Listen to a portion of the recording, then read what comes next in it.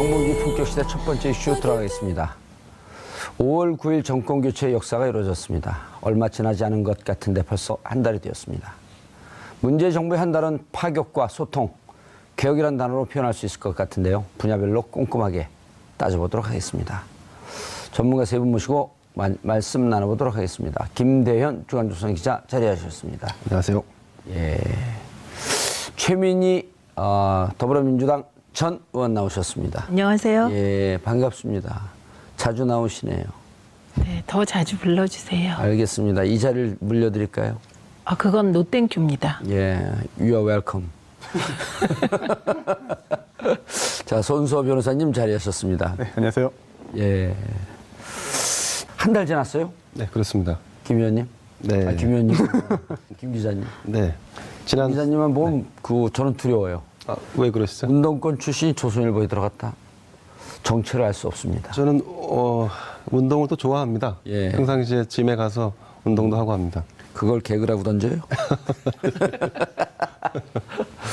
한 달 어떻게 보셨어요? 네, 지난 5월 9일 날 대통령 선거를 치렀고 문재인 대통령이 탄생을 했습니다. 예. 이제 한 달이 지났는데요.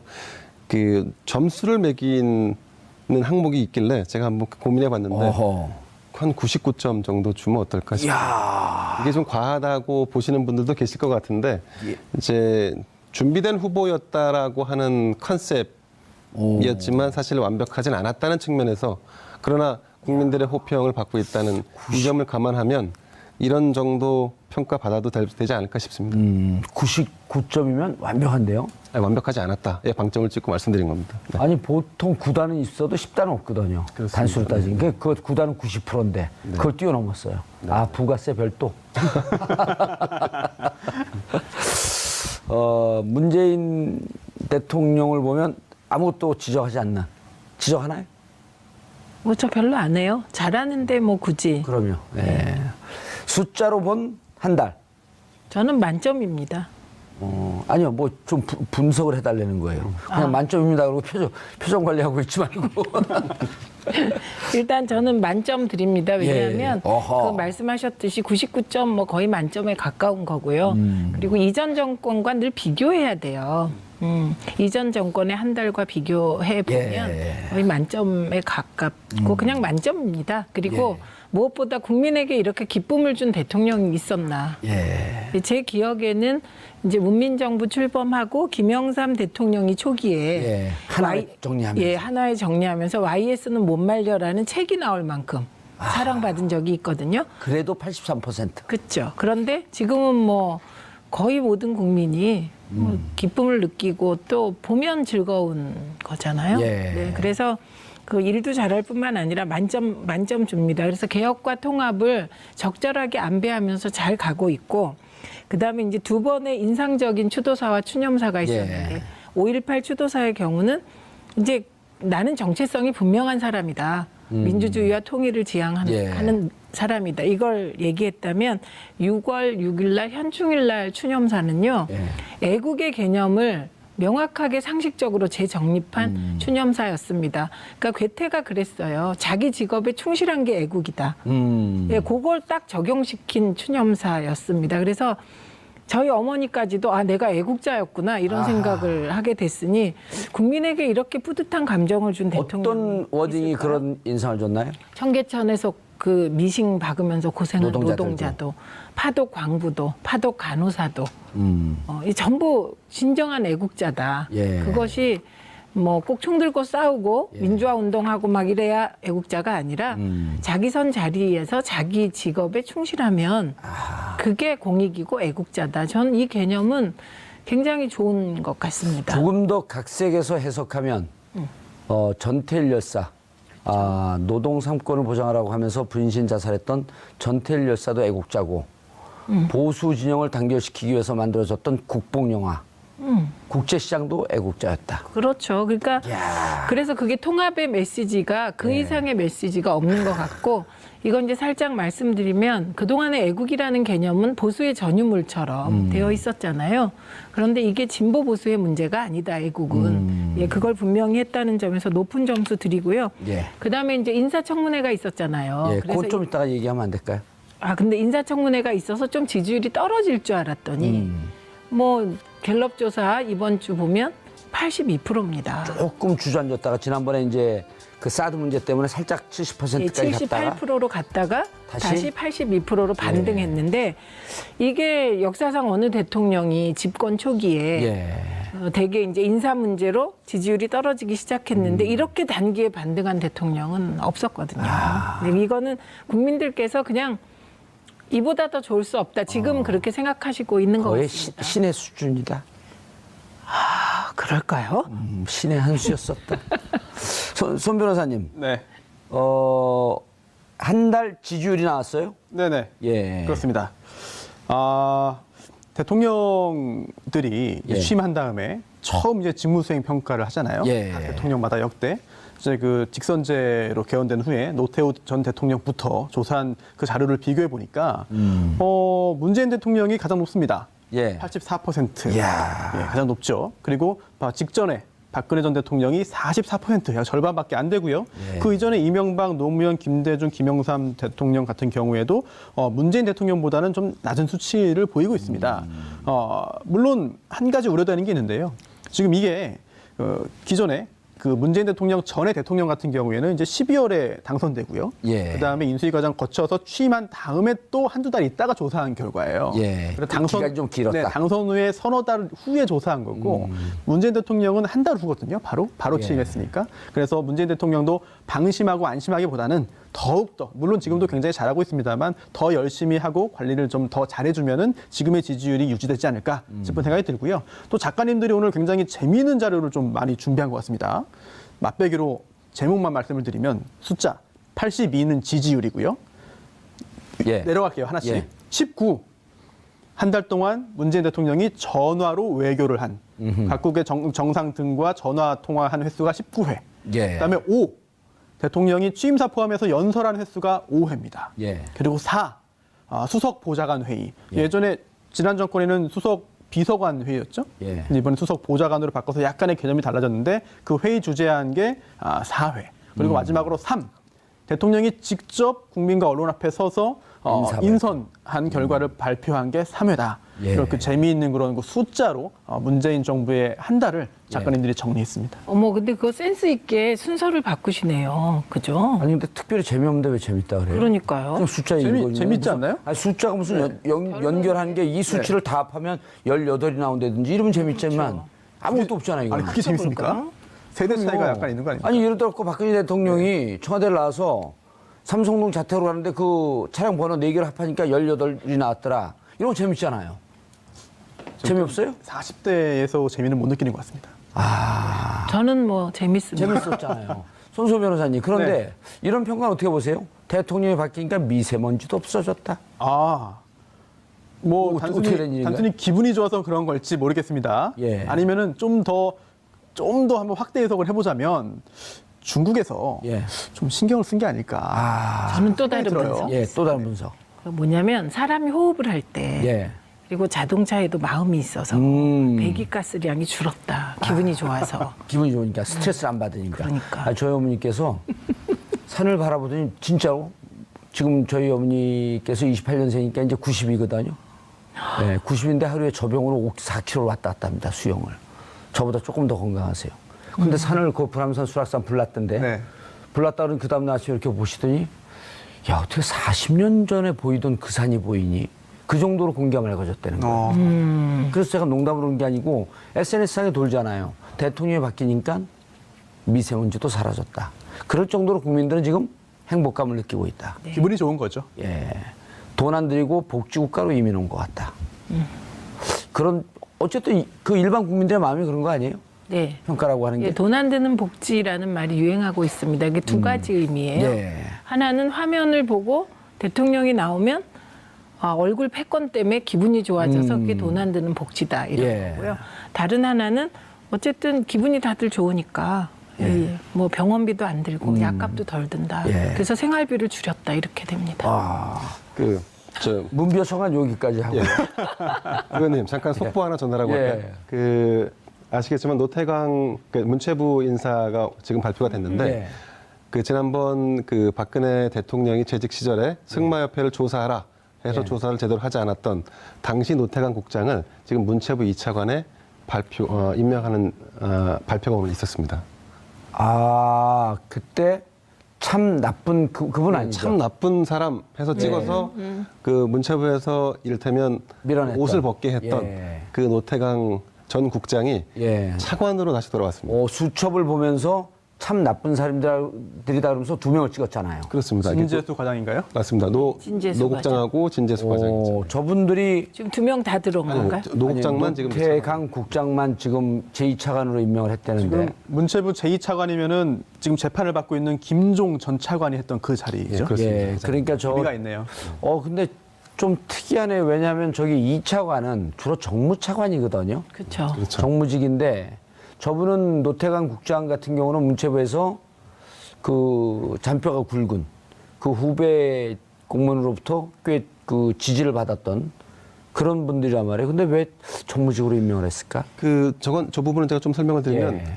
지금 도정환 문체부 장관 후보자가 예. 지난번 이를테면 지난 정권에서 뭔가 피해를 그러니까 정도에서 벗어난 올바르지 않은 어떤 정무적인 판단을 통해서 공직에서 물러난 분들도 다시 한번 기회를 줘야 한다는 게 도정환 후보자의 생각이었었습니다. 그 부분을 이미 이제 언론을 통해서 밝힌 적이 그랬죠. 있었고요. 예. 네. 아마 그런 차원에서 강력히 추천하지 않았을까 싶고 그리고 또 현 정부도 지난번 있었던 문화부에서 있었던 여러 가지 블랙리스트 사건 그리고 국정농단 사건의 핵심이었던 이 부분을 다시 원상 회복 혹은 바로 잡는다는 차원에서 지금 이 인선이 있지 않았나 싶습니다. 이번에 법무부 대검 차장으로 온 네네. 봉욱 네, 19기죠. 그렇습니다. 19기에서 검찰 검사 임명 시험에서 1등한 사람. 우병우가 영원히 열등감으로 생각했던 사람. 계속 물 먹고 있었거든요. 아, 그렇습니다. 네. 자기를 앞선 1등이니까. 걔 물 먹고 형사부장으로 돌다가 이번에 대검 차장으로 왔잖아요. 북부지검장을 하고 있었죠. 그렇죠. 네, 예. 그렇습니다. 네네. 북부지검장도 그렇게 좌천된 인사는 아니었었는데.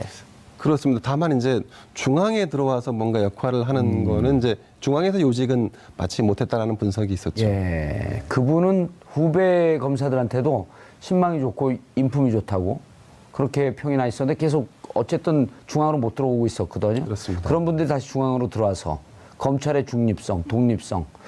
우병우 그분은 4가지가 없다 그랬잖아요. 4가지요? 예. 네, 그렇습니다. 네. 4가지가 없는데. 그게 전체적으로 저런 게 네. 공무원 공직 사회의 사기를 좀 진작시키는 데 도움이 되지 않을까요? 그러니까 변화의 바람을 불어 넣는다는 측면에서 본다 그러면 예. 굉장히 프레시한 인선이 아닐까 싶습니다. 그리고 옳지 않은 지시에 대해서 버티다가 물을 먹었는데 다시 복귀되는 그럼 밑에 있는 공무원들이 우리도 정의롭게 살면 언젠가 기회가 있겠구나. 이런 메시지를 주지 않을까요? 네, 당연합니다. 아무래도 좀 전에 말씀드렸던 대로 이번 지금 노태강. 대선이 조기에 이루어진 이유는 국정농단이 있었기 예. 때문이고 국정농단의 핵심 부서가 또 문화부였고 또 검찰이었지 않습니까? 그런 부분들을 바로잡는 차원에서의 인선 굉장히 의미가 있을 것 같고 의미가 다만 있네요. 근데 이제 이 피해를 본 사람들만이 능력을 가지고 있는 건 아니기 때문에 예. 어떤 인선도 이제 과거를 바로잡는 인선도 중요하지만 그 안에서 능력이 있을 때 빛을 발하지 못한 사람들도 또 찾아내서 인선하는 것도 같이 예. 병합했으면 하는 아주 바람이 그 와중에도 있습니다. 가시는 하나 꼭 넣는. 근데요, 그 노태강 국장은요. 그러니까 제가 방송위원회에 있을 때 이런저런 그러셨군요. 업무를 예. 같이 이렇게 교류를 하니까요. 예. 굉장히 합리적이고 유능한 분입니다. 예, 그래서 이분은 단지 불이익을 봐서 제자리로 돌아오는 차원이 아니라 문화부 능력 있는 내에서 인사. 능력도 있고 문화부 내에서 신망도 있기 때문에 그 가시를 제가 뽑아드릴게요. 그 장관 있다가 밀려난 분은 누구였었죠? 문화부 장관? 유진용 장관. 유진용 장관도 그 문체부 내에서 승진한 케이스 아니에요? 그렇죠. 그분도 상당히 후배 공무원들로부터 신망과 존경을 받는. 신망과 존경도 받았고 예. 배짱도 있고 유능한 분이고요. 제가 이제 당시 시민사회 하면서 문화부하고 일을 좀 할 일이 있어서 예. 뵀는데 문화적 소양도 깊고 굉장히 젠틀하고 매력적인 분입니다. 진짜 문화부 장관에 딱 맞는 분이에요. 예. 블랙리스트 갖고 그때 또 물 먹은 사람들 5명인가 6명 있는데 그분들도 다시 원대 복귀하는 이런 좀 좋은 인사가 있었으면 좋겠다는 생각이 예, 들어요. 그렇게 될 것 같은데요. 네. 오늘 그러니까. 지금 그 블랙리스트 관련돼서 이제 김기춘 전 그 실장과 예. 또 조윤선 전 장관 재판이 오늘 벌어집니다. 예, 오늘 이런 말을 했어요. 김기춘 그 전 비서실장이 언제 심장이 멎을 줄 모른다. 보석해줘라. 지난 4년 동안 국민의 심장이 멎은지 잘 몰랐나 그리고 보죠. 또 이제 법정에 나올 때 또 환자복을 입고 나왔죠. 예. 네, 물론 뭐 얼마나 건강이 나쁜지는 뭐 본인만 알겠습니다만. 전문 용어로 코스프레라고 그러죠. 네. 뭐 실제로 건강이 나쁠 수 있으니까. 예. 그렇긴 한데 오늘 증인으로 이제 정호성 비서관이 나오기로 했거든요. 정호성. 전 비서관이 나오기로 했는데 출석을 했는지 제가 좀 확인을 못했습니다만 오늘 증인으로 출석했다면은 집중적으로 물어보려고 했던 것이 특검이 물어보려고 했던 것이 바로 그 노태강 이제 차관이 되겠네요. 예. 네, 관련된 부분입니다. 아하. 네, 실제로 최순실 씨가 이제 박근혜 전 대통령에게 어떤 요청을 하는데 그러면서 이거를 정호성 전 비서관에게도 직접적으로 지시를 합니다. 요청을 해서 승마 관련돼서 좀 조사를 해달라 해서 정호성 전 비서관이 이제 그 요청을 해가지고 또 지시를 하죠, 내부에서. 그래서 감사를 하는데 입맛에 맞지 않는 결과가 나오니까 여기서 또 노발대발 해가지고 또 이제 자리에서 물러난 게 또 노태강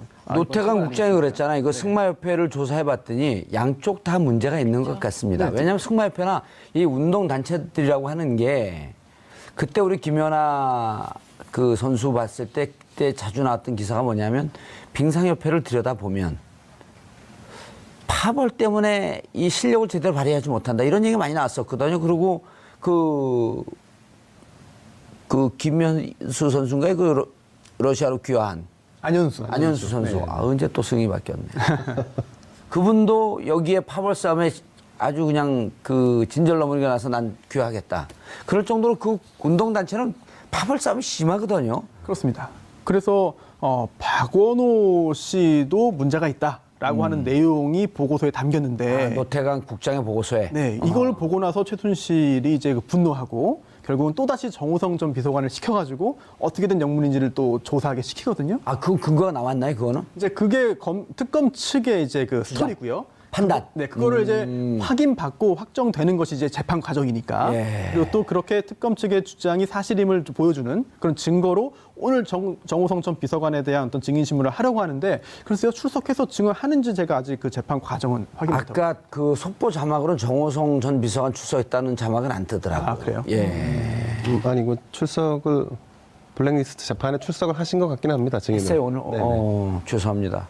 기자 근데 앞에서. 저는 지금도 궁금한 예. 게요. 안봉근, 이재만 이 두 분은 왜 아무 소식이 우리가 없어요? 여기서 그분들 소환해서 구속 수사하라고 네. 100번도 더 얘기를 했어요. 그렇게 힘이 없어서 어떡할까요? 그러니까 우리 방송을 아무도 안 보거든요. 큰일 났어요. 예. 그 기자들이 사실은 안 찾고 있는 건 아니고요. 아마도 그 많이 찾고 있는 것 같은데, 근데 이재만, 안봉근 두 분은 어디에 기거하는지 잘 알 수 근데 그거만 좀 한번 확인해 보시죠. 이재만, 안봉근 그 전 비서관들 이분들이 헌재에 특히 그 이재만으로 기억하고 있는데 헌재 출석해서 박근혜 대통령 헌재 그 탄핵 심판 때 증언을 좀 해줘라 그랬더니 나 관여시키지 마라라고 했다는 언론 보도가 나왔는데 박근혜 대통령에게 전 대통령에게 유리하게 하기 위해서 나오지 않은 건지 아니면 본인이 관여돼서 자신의 죄를 묻는 것이 두려워서 안 나오는지 그 어느 게 진실입니까? 일단 헌법재판소에 증인으로 나가라 마라 하는 문제는 예. 본인의 유무죄와는 별개의 문제죠. 아시겠지만 대통령에 대한 탄핵 문제에 있어서 그 사안을 사실 확인을 하는 차원 혹은 예. 뭐 혐의를 입증한 아니면 뭐 혐의를 확인하는 차원으로 해서 증인이 출석하는 것이지 그 두 분이 검찰에 가는 건 아니기 때문에 아니, 그러니까 아마도 그것도 이제 헌재에 나오면 네네. 그것이 빌미가 되었고 특검에서 부를 것이 두려웠다라고 하는 얘기였거든요. 근데 제가 판단할 때는 거기 나가지 않은 것은 전적으로 대통령과 관련된 대통령을 질문에 답하는 자리이기 때문에 아마도 그거는 대통령에게 해가 되지 않게 하기 위한 선택이었을 가능성이 높아 보입니다. 그럼 그 뒤에 나왔던 네네. 본인들을 관여시키지 말라고 했던 것은 오보에 가까운 얘기인가요? 그분들이 그런 얘기를 했는지 잘 모르겠습니다. 근데 저희가 이제 파악하기로는 예. 기자들이 사실은 상당히 많이 그 추적을 해왔는데 그 추적에 대한 성과가 없었던 걸로 볼 때는 아마 당사자들이 직접적인 코멘트를 하지는 않았을 것 같습니다. 그럼 제가 또 그 국민 수배를 걸면 금방 잡힐 텐데. 예, 그거 뭐. 근데 수배를 걸 이유가 없어요, 지금. 왜냐면 어디서 출석 요구를 한 게 아니기 때문에. 그렇습니다. 윤석열 중앙지검장이 혹시 출석 요구를 할 수 있을 거라고 봅니다. 거기는 우리 방송을 보겠죠. 바쁘셔서 요즘 보기 힘드시지 않을까요? 그래요? 방송을 무시하는 분을 왜 자꾸 패널로 아니 근데 보니까 예. 조곤조곤 말을 잘하시고 잘해요. 아주 유능해요. 조선일보 기자로서의 의무도 다 하시네요. 예, 그리고 학생 때는 또 학생 운동도 열심히 했어요. 그러니까 머리가 좋아요. 예, 그리고 조선일보를 들어가셨어요. 감사합니다. 인물도 되고 예. 최민희 의원님, 진행에 욕심이 있으신 것 같아요. 없어요. 자, 손 변호사님. 네. 아까 이제 우리가 그 문체부 인사 때문에 살짝 그 옆으로 갔는데 어쨌든 저런 것이 비정상을 정상화시키는 과정이란 말이에요. 네. 문재인 대통령 한 달 동안 소통, 파격, 뭐 이런 등등의 얘기를 하고 있지만 결국은 비정상을 정상화시키는 다시 원자리로 갖다 놓는 이런 작업 아니에요? 원래 대통령은 저랬어야 되는 거 아닙니까? 그렇습니다. 9년 동안 우리가 저런 모습을 못 보다 보니까 아니, 노무현 대통령 때는 저렇게 봤던 거 아니에요? 네. 잘 기억을 더듬어 보면? 가물가물합니다, 사실은. 시간이 오래 지나서. 그런데 또 정신 차리고 기억을 되짚어 보면은 정말 그랬던 것 같아요. 저렇게 하셨어요. 네, 근데 그러니까요. 이제 그때는 왜 이렇게 가볍게 행동하냐? 맞습니다. 이게 노무현 전 대통령이 너무 일찍 대통령이 된 게 아닌가 싶은 생각이 들기도 합니다. 지금은 저렇게 전 국민적인 그런 찬사를 받고 호감을 얻는 행위가 예. 행동들이 똑같이 약 10년 전에 했을 때는 집중포화를 받았거든요.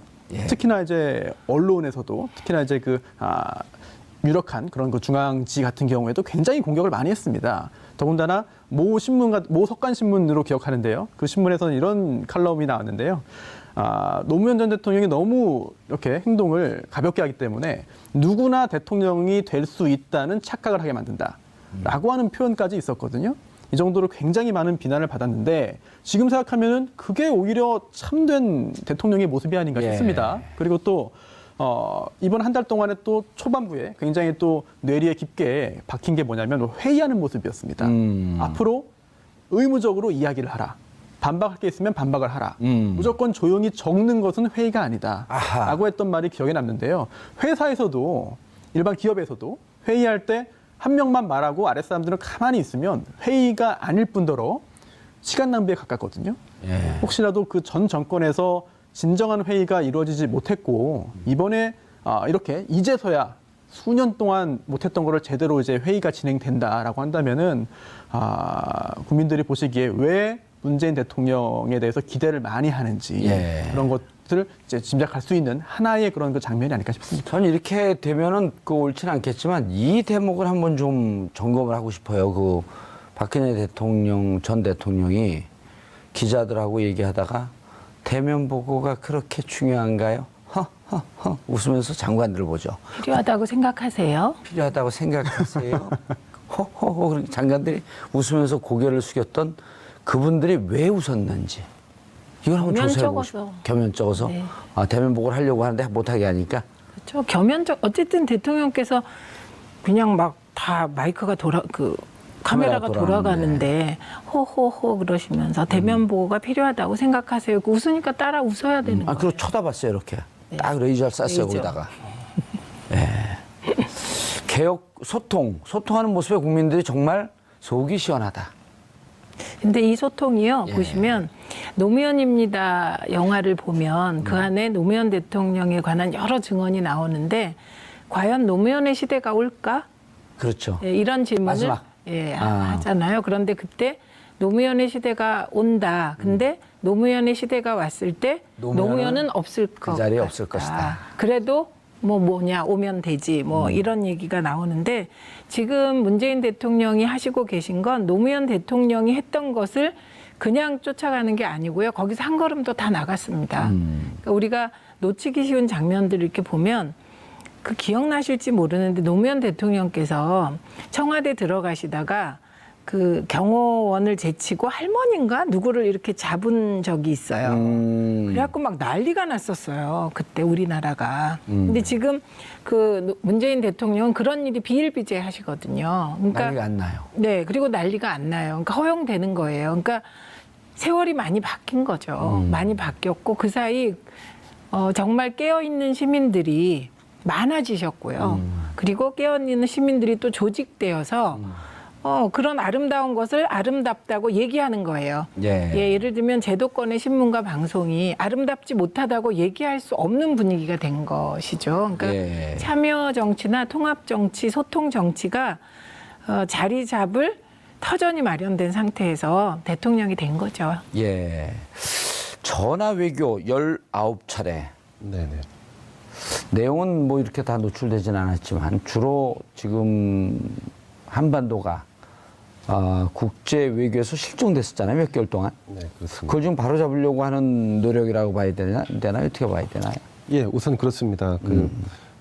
직접 만날 수 있으면 좋겠지만 이제 시작이죠. 본격적으로 이제 문재인 대통령이 외교 무대에 이번 달 말부터 등장을 하게 됩니다. 이번 달 말에 미국에 가서 한미 정상회담을 하게 되고 그다음에 7월 초에 그 독일에서 열리는 G20에 참석을 하시게 됩니다.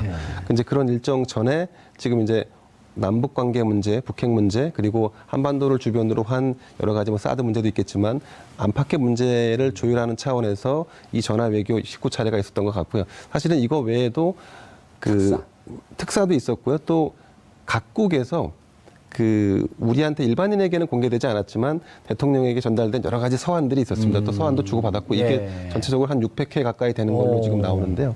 근데 그 정도로 이제 20건씩이네요. 그렇게 되면. 그렇죠. 아무래도 이제 집권하고 나서 처음에 이제 그런 축전도 서로 주고받을 수 있고 한 거기 때문에 그런 그중에 뭐 서한들이 실질적으로 외교 관련한 내용들도 있었을 것이고. 물론 충분히 있을 가능성이 있죠. 예, 그리고 특사들이 직접 그러니까 해외를 오가면서 우리가 여기서 대통령의 그 뭐죠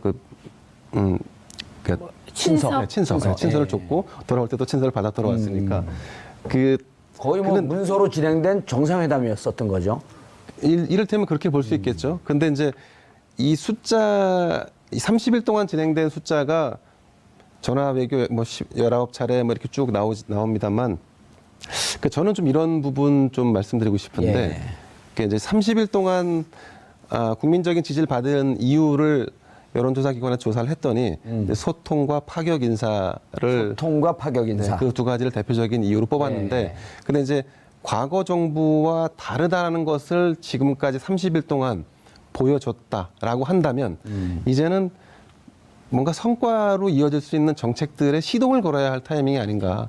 다만 이제 정부도 약간 아쉬운 부분이 있을 겁니다. 인사청문회에서 뭔가 조각을 빨리 해주면 거기에 조금 더 빨리 시동을 걸 텐데 지금 이게 계속해서 지체되고 있기 때문에 지연되고 있기 때문에 제대로 못 가고 있는데 이를테면 이제 지금 대표적인 케이스를 뽑으라 그러면 통신비 인하랄까 이런 부분들 사실 국민들이 굉장히 간절히 바라고 있고 아주 체감하기 쉬운 정책인데 그런 부분들이 조금 더 빨리 와닿아줬으면 하는 거에 대한 기대치가 좀 많은 것 같습니다. 그 얘기를 제 알겠습니다. 앞에서 하시니까 제가 좀 몸둘 바를 모르겠습니다. 아니 그 얘기는 조금 이따가 하시고요. 이제 우리가 상식적 국민들 눈높이에서 볼 필요가 있어요. 뭐냐면 전임 정권에서 이 만들어놓은 문제들, 적폐 이런 게 너무 많기 때문에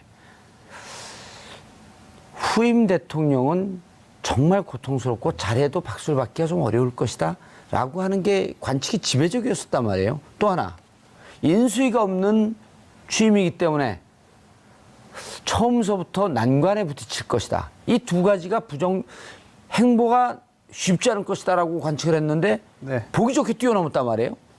오히려 좀 반대인 것 같습니다. 반대가 됐어요. 많이 싸질렀으니까 치우면서 평가가 좋아진다? 표현이 아니, 품격 있게 품격 시대처럼 좀 해주세요. 내가 뭘 싸질렀다는 목적어가 없잖아요. 상상됩니다. 뭐로? 상상됩니다. 네. 그래요? 어머 이분이 그 자리를 노리시는 것 같아요. 그럴 리가요. 아니 변호사 자격 박탈입니다. 일단 인수위가 없는 그런 그 정권이기 때문에 여러 뭐 걱정이 있을 것이다. 그리고 또 실제로 지금도 아주 뭐 문제가 없는 것은 아닙니다. 뭐 인사 검증 같은 경우도 뭐 제대로 정권을 그 당선된 다음에 이제 그 인사 파일을 가지고 검증하지 못했다는 점은 좀 부작용이 나올 수도 있는 상황인데요. 예. 하지만 그렇다 하더라도 오히려 당선 후에 당선인 신분으로 상당 기간을 보내면서 또 정권이 교체되는 상황이니까 전 정권과의 어떤 갈등이나 이것저것 티격태격하는 모습이 있었다면은 더 실망하는 모습이 드러날 수 있었을 텐데 그러지 않았다는 점은 오히려 좋은 쪽으로 작용한 것 같고요. 예. 그리고 또 적폐, 특히나 이제 그 인적인 부분이든 아니면은 전 정권에서 했던 사업적인 부분이든 아니면 정책이나 이런 여러 가지 분위기라는 부분에 있어서도 지금까지만 보자면은 지난 정권보다 잘한다. 지난 정권과 다르다. 지난 정권보다 굉장히 희망적이다. 지난 정권을 뒷받침했던 여러 사람들에 비해서 정말 더 훌륭하다. 프로페셔널. 그렇습니다. 지난 정권의 핵심적인 그런 인사들은 지금 현재 재판을 받고 있습니다. 예. 대부분 구속되어 있습니다. 이런 점에서 대비되는 모습이 오히려 초반의 국정 지지율의 그 높은 국정 지지율과 그로 인한 국정 운영 동력을 유지시키는 데는 좋은 요소로 작용하는 것 같습니다. 예. 나경원 의원이 이런 표현을 했어요. 아마추어 정권이었는데 강력하게 업그레이드된 프로페셔널이 돼서 돌아왔다. 네, 지금 그렇습니다. 그리고 지금 뭐 저는 인사 문제 가지고 자꾸 그 제가 보기에는요. 예. 흠집내기입니다. 예, 지난 정권 인사청문회나 지난 정권 청문회랑 비교해 보면요. 정말 이건 흠집 없는 청문회였습니다. 그럼요. 예, 그리고 김희수 내정자 같은 경우는 그 말씀하시는 거 보면 감동적이기까지 하던데요. 어허, 어떤 대목이요? 그러니까 뭐 이렇게 이런 거요. 내가 5.18 때 군 법무관으로서 뭐 이러이러한 게 내 평생 짐을 지고 살았다는 거잖아요. 예. 그거를 진솔하게 사과를 하잖아요. 예, 근데 그 장면에서 제가 좀 기이했던 거는 그 5.18에 대해서 그렇게 중요시하는 자유한국당이 그러면 예전에 좀 5.18 임을 위한 행진곡도 같이 부르게 해주고 또 5.18 정신을 좀 헌법에 먼저 넣자고 얘기도 해주고 자유한국당 입장에서는 김희수 재판관이 잘한 거거든요. 그분들의 관점에서. 그죠, 이상한 거죠. 예. 지금에 와서 이렇게 기준이 마구 달라지시는 거. 그래서 이상하고요. 그리고 더 감동적인 장면은 그 사형 선고 받은 버스 운전사가 나타났잖아요. 예. 그래갖고 거기에 머리 숙여서 사죄하는 모습이 사진이 나왔습니다. 그래서 청문회가 이루어진 화해 이거였거든요. 그 이상하게 저는 그걸 보니까 좀 울컥했고요. 그다음에 요건 제가 잘 알죠. 왜냐하면 2012년에 제가 김희수 재판관 청문위원이었어요. 그때 요 문제를 제가 집요하게 막 물었죠. 그때 국회의원이었었나요? 네, 제가 한때 국회의원이었어요. 아니 2012년 몇 월인지 제가 잘 몰라갖고. 그러니까 2012년 제가 6월 1일 날 임기 시작했으니까 예. 그 이후에 청문회가 있었습니다. 근데 그때 이걸 계속 팠어요. 팠는데 군 법무관이었잖아요. 그렇죠. 네, 그랬을 뿐만 아니라 그때는 전두환 군부 정권 하잖아요. 그때 사실 저는 지금 생각하면 제가 역사 교과서 왜곡 제대로 해결 못하는 전두환은 물러가라라고 외친 것이 그게 감옥 가서 깜빵 살 일인가. 요새도 가끔 이상하거든요. 그게. 그 감옥 가셨어요, 그래갖고?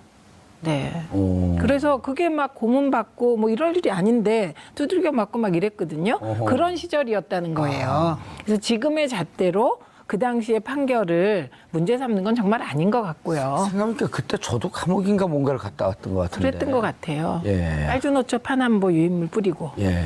그랬던 것 같아요. 그래서 근데 그때 제가 더 이상 못한 게 5.18 단체들의 어르신들 중에 저한테 전화를 하셔서 김희수 재판관은 그래도 그때 우리들의 처지를 많이 이해해주고 아하. 이런 분인데 예. 그 말하자면 저보고 소영웅주의 비슷한 국회의원들이 예. 그런 잘 모르면서 파고들어가지 마라. 그렇죠. 그래서 제가 이거는 뭔가 다른 사연이 있다 그러고 딱 중단했던 사안이에요.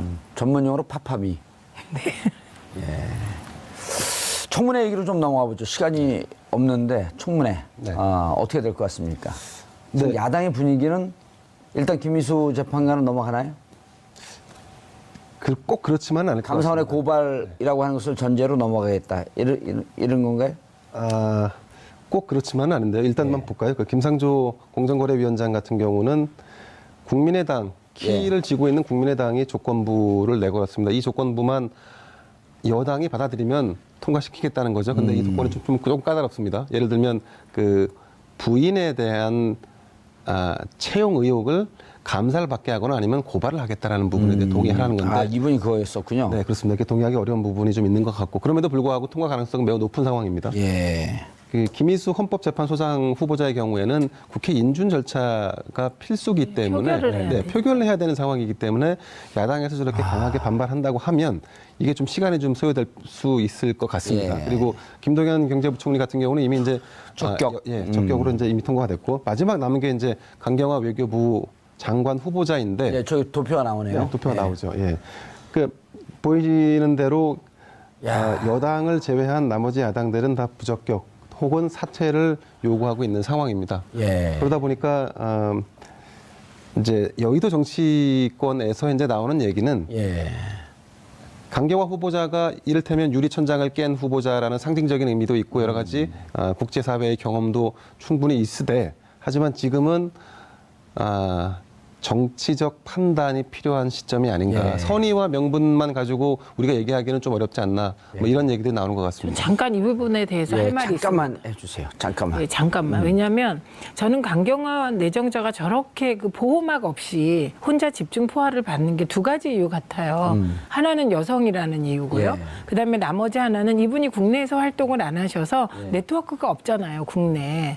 예, 그렇기 때문에 저렇게 당하는 것 같고 그래서 빅딜의 희생자가 역설적으로 더 되면 안 된다. 알겠습니다. 그리고 세상에 유엔에서 일 잘하는 분 모셔와가지고 이렇게 흠집내기 이렇게 하고. 흠집내서 어떻게 하시겠다는 겁니까? 정말 야당들 너무하세요.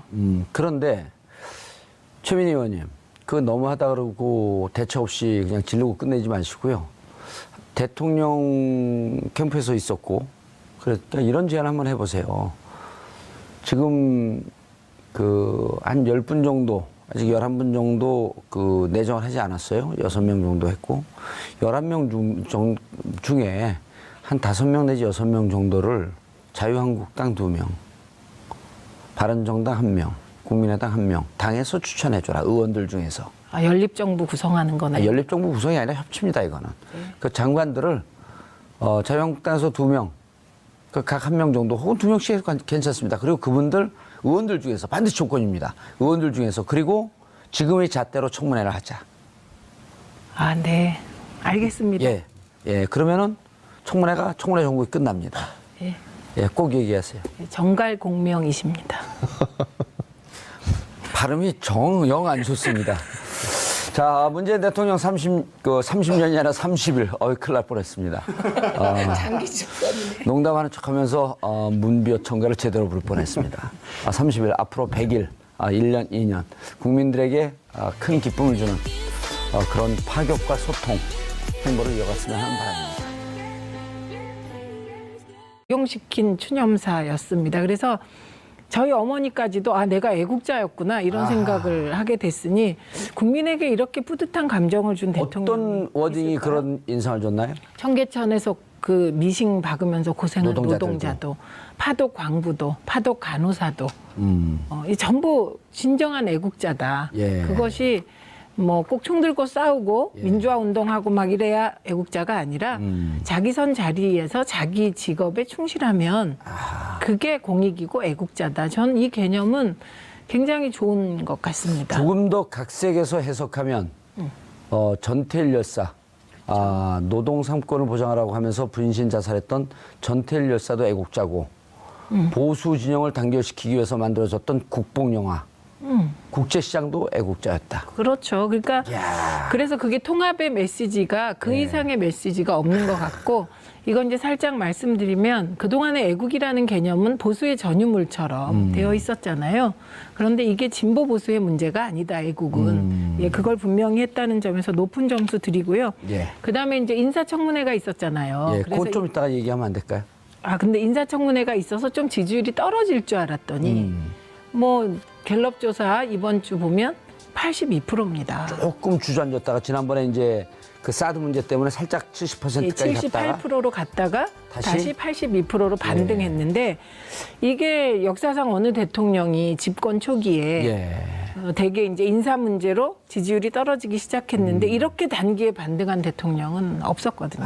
근데 이거는 국민들께서 그냥 이보다 더 좋을 수 없다. 지금 그렇게 생각하시고 있는 것 거의 같습니다. 신의 수준이다. 아, 그럴까요? 신의 한 수였었다. 손 변호사님, 네. 한 달 지지율이 나왔어요? 네네. 예. 그렇습니다. 대통령들이 이제 예. 취임한 다음에 처음 이제 직무수행 평가를 하잖아요. 예. 각 대통령마다 역대. 이제 그 직선제로 개헌된 후에 노태우 전 대통령부터 조사한 그 자료를 비교해 보니까 문재인 대통령이 가장 높습니다. 예. 84%. 이야. 예, 가장 높죠. 그리고 직전에 박근혜 전 대통령이 44%, 약 절반밖에 안 되고요. 예. 그 이전에 이명박, 노무현, 김대중, 김영삼 대통령 같은 경우에도 문재인 대통령보다는 좀 낮은 수치를 보이고 있습니다. 물론 한 가지 우려되는 게 있는데요. 지금 이게 기존에 그 문재인 대통령 전에 대통령 같은 경우에는 이제 12월에 당선되고요. 예. 그다음에 인수위 과정 거쳐서 취임한 다음에 또 한두 달 있다가 조사한 결과예요. 예. 그래서 기간이 좀 길었다. 네, 당선 후에 서너 달 후에 조사한 거고 문재인 대통령은 한 달 후거든요. 바로 예. 취임했으니까. 그래서 문재인 대통령도 방심하고 안심하기보다는 더욱더 물론 지금도 굉장히 잘하고 있습니다만 더 열심히 하고 관리를 좀 더 잘해주면은 지금의 지지율이 유지되지 않을까 싶은 생각이 들고요. 또 작가님들이 오늘 굉장히 재미있는 자료를 좀 많이 준비한 것 같습니다. 맛배기로 제목만 말씀을 드리면 숫자 82는 지지율이고요. 예. 내려갈게요. 하나씩. 예. 19. 한 달 동안 문재인 대통령이 전화로 외교를 한 각국의 정상 등과 전화 통화한 횟수가 19회. 예. 그다음에 5. 대통령이 취임사 포함해서 연설한 횟수가 5회입니다. 예. 그리고 4. 수석 보좌관 회의. 예전에 지난 정권에는 수석 비서관 회의였죠. 예. 근데 이번에 수석 보좌관으로 바꿔서 약간의 개념이 달라졌는데 그 회의 주재한 게 4회. 그리고 마지막으로 3. 대통령이 직접 국민과 언론 앞에 서서 인선한 결과를 5월 9일 금요일 정봉기 품격시대 첫 번째 이슈 들어가겠습니다. 5월 9일 정권교체 역사가 이루어졌습니다. 얼마 지나지 않은 것 같은데 벌써 한 달이 되었습니다. 문재인 정부의 한 달은 파격과 소통, 개혁이란 단어로 표현할 수 있을 것 같은데요. 분야별로 꼼꼼하게 따져보도록 하겠습니다. 전문가 세 분 모시고 말씀 나눠보도록 하겠습니다. 김대현 주간조선 기자 자리하셨습니다. 안녕하세요. 예. 최민희 더불어민주당 전 의원 나오셨습니다. 안녕하세요. 예, 반갑습니다. 자주 나오시네요. 네, 더 자주 불러주세요. 알겠습니다. 이 자리를 물려드릴까요? 그건 노땡큐입니다. 예, you are welcome. 자, 손수호 변호사님 자리하셨습니다. 네, 안녕하세요. 예. 한 달 지났어요? 네, 그렇습니다. 김 의원님? 네. 김 의원님? 김 기자님? 네. 김 기자님은 보면 저는 두려워요. 왜 그러시죠? 운동권 출신이 조선일보에 들어갔다. 정체를 알 수 없습니다. 저는 운동을 또 좋아합니다. 예. 평상시에 짐에 가서 운동도 하고 합니다. 그걸 개그라고 던져요? 한 달 어떻게 보셨어요? 네, 지난 5월 9일 날 대통령 선거를 치렀고 문재인 대통령이 탄생을 했습니다. 예. 이제 한 달이 지났는데요.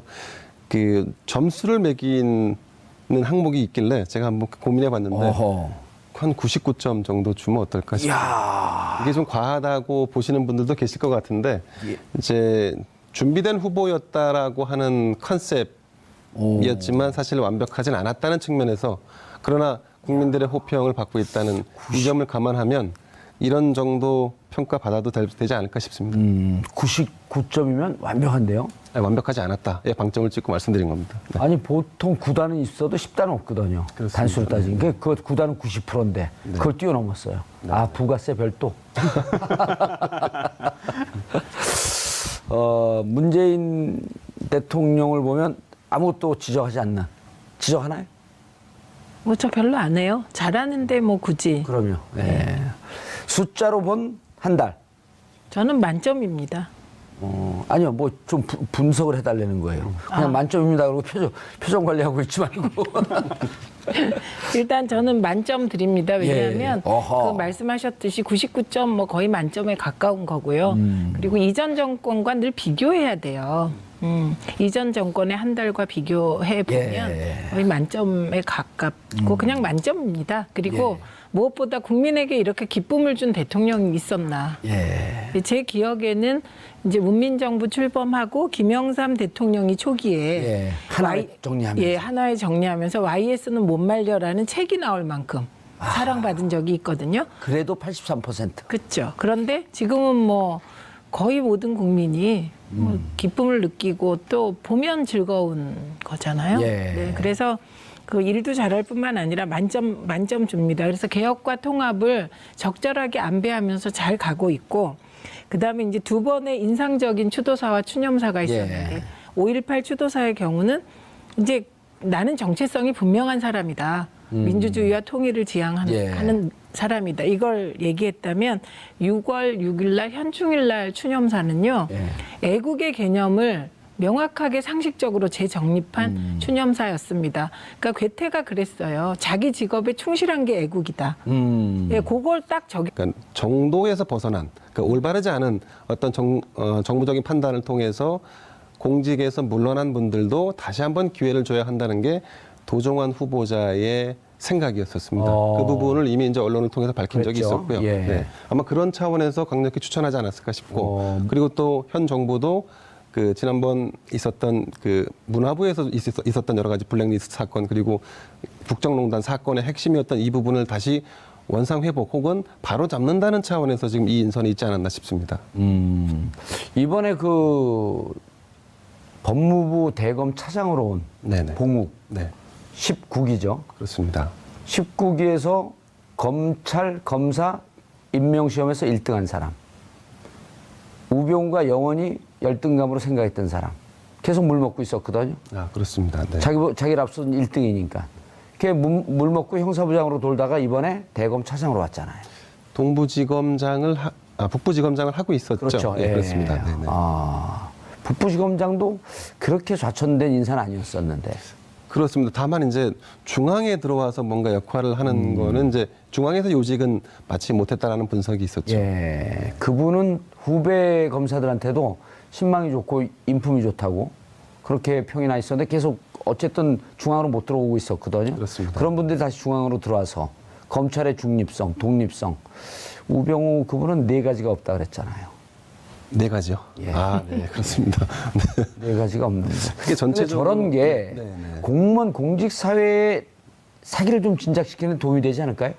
그러니까 변화의 바람을 불어 넣는다는 측면에서 본다 그러면 예. 굉장히 프레시한 인선이 아닐까 싶습니다. 그리고 옳지 않은 그 지시에 대해서 버티다가 물을 먹었는데 다시 복귀되는 그럼 밑에 있는 공무원들이 우리도 정의롭게 살면 언젠가 기회가 있겠구나.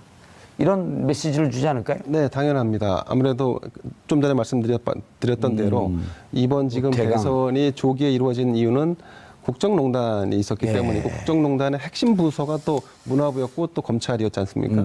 그런 부분들을 바로잡는 차원에서의 인선 굉장히 의미가 있을 것 같고 의미가 다만 있네요. 근데 이제 이 피해를 본 사람들만이 능력을 가지고 있는 건 아니기 때문에 예. 어떤 인선도 그 이제 과거를 바로잡는 인선도 중요하지만 그 안에서 능력이 있으되 빛을 발하지 못한 사람들도 또 찾아내서 인선하는 것도 같이 예. 병합했으면 하는 아주 바람이 그 와중에도 있습니다. 가시는 하나 꼭 넣는. 근데요, 그 노태관 국장은요. 그러니까 제가 방송위원회에 있을 때 이런저런 그러셨군요. 업무를 예. 같이 이렇게 교류를 하니까요. 예. 굉장히 합리적이고 유능한 분입니다. 예, 그래서 이분은 그 단지 뭐 그 불이익을 봐서 제자리로 돌아오는 차원이 아니라 문화부 능력 있는 내에서 인사. 능력도 있고 문화부 내에서 신망도 있기 때문에 그 가시를 제가 뽑아드릴게요. 그 장관 있다가 밀려난 분은 누구였었죠? 문화부 장관? 유진용 장관. 유진용 장관도 그 문체부 내에서 승진한 케이스 아니에요? 그렇죠. 그분도 상당히 후배 그 공무원들로부터 신망과 존경을 받는. 신망과 존경도 받았고 예. 배짱도 있고 유능한 분이고요. 제가 이제 당시 시민사회 하면서 문화부하고 일을 좀 할 일이 있어서 예. 뵀는데 문화적 소양도 깊고 굉장히 젠틀하고 매력적인 분입니다. 진짜 문화부 장관에 딱 맞는 분이에요. 예. 블랙리스트 갖고 그때 또 물 먹은 사람들 5명인가 6명 있는 그분들도 다시 원대 복귀하는 이런 좀 좋은 인사가 있었으면 좋겠다는 생각이 예, 들어요. 그렇게 될 것 같은데요. 네.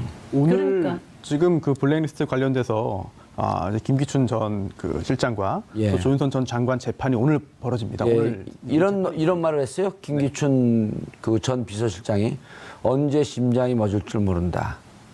보석해줘라. 지난 4년 동안 국민의 심장이 멎은지 잘 몰랐나 그리고 보죠. 또 이제 법정에 나올 때 또 환자복을 입고 나왔죠. 예. 네, 물론 뭐 얼마나 건강이 나쁜지는 뭐 본인만 알겠습니다만. 전문 용어로 코스프레라고 그러죠. 네. 뭐 실제로 건강이 나쁠 수 있으니까. 예. 네, 그렇긴 한데 오늘 증인으로 이제 정호성 비서관이 나오기로 했거든요. 정호성. 전 비서관이 나오기로 했는데 출석을 했는지 제가 좀 확인을 못했습니다만 오늘 증인으로 출석했다면은 집중적으로 물어보려고 했던 것이 특검이 물어보려고 했던 것이 바로 그 노태강 이제 차관이 되겠네요. 예. 네, 관련된 부분입니다. 아하. 네, 실제로 최순실 씨가 이제 박근혜 전 대통령에게 어떤 요청을 하는데 그러면서 이거를 정호성 전 비서관에게도 직접적으로 지시를 합니다. 요청을 해서 승마 관련돼서 좀 조사를 해달라 해서 정호성 전 비서관이 이제 그 요청을 해가지고 또 지시를 하죠, 내부에서. 그래서 감사를 하는데 입맛에 맞지 않는 결과가 나오니까 여기서 또 노발대발 해가지고 또 이제 자리에서 물러난 게 또 노태강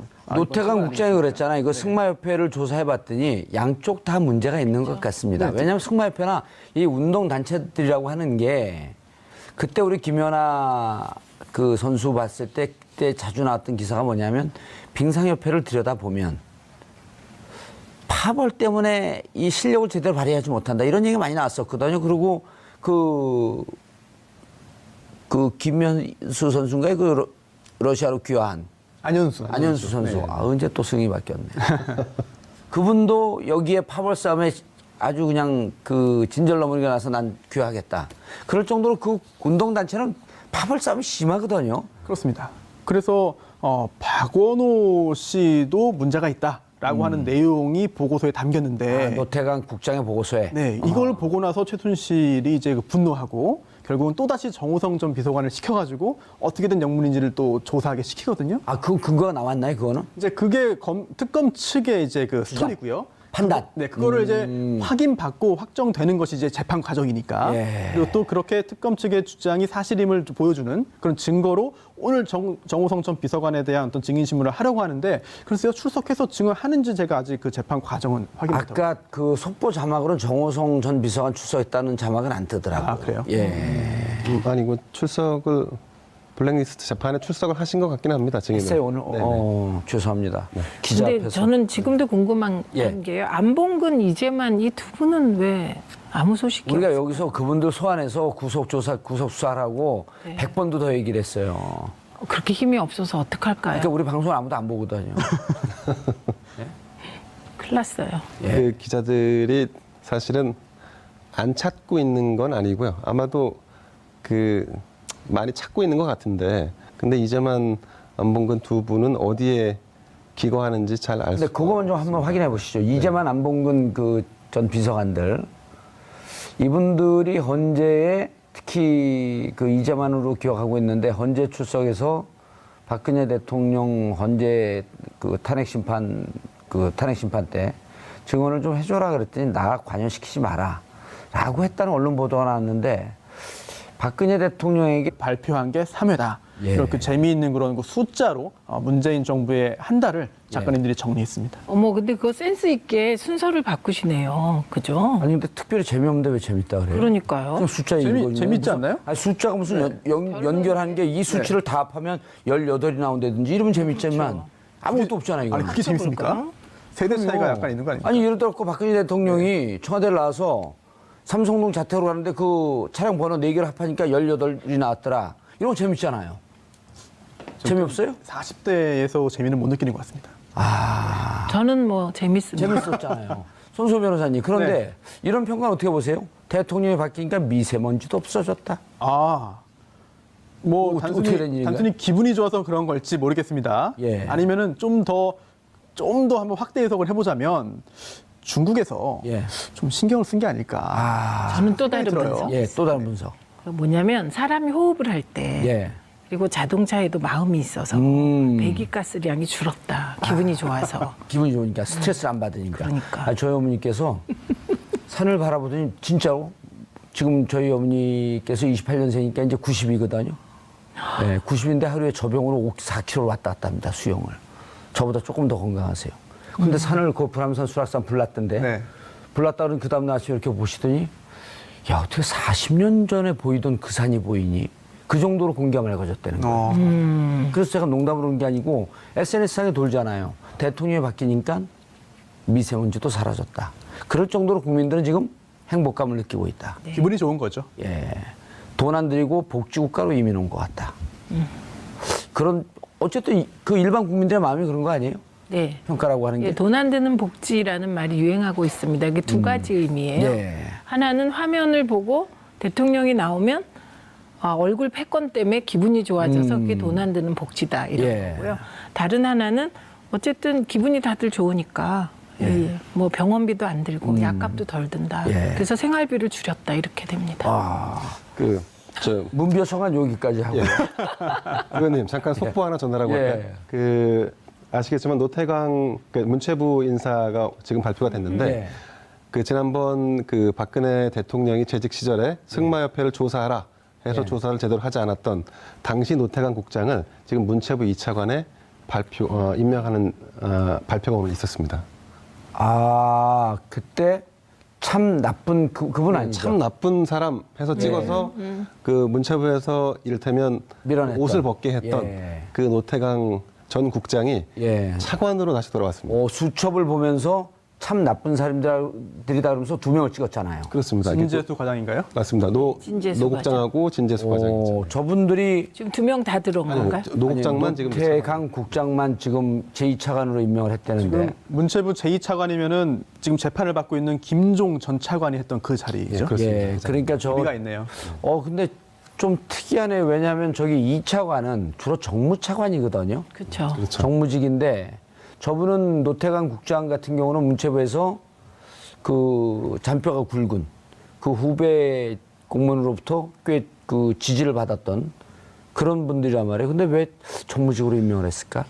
저 부분은 제가 좀 설명을 드리면 지금 도종환 문체부 장관 후보자가 지난번 이를테면 지난 정권에서 뭔가 피해를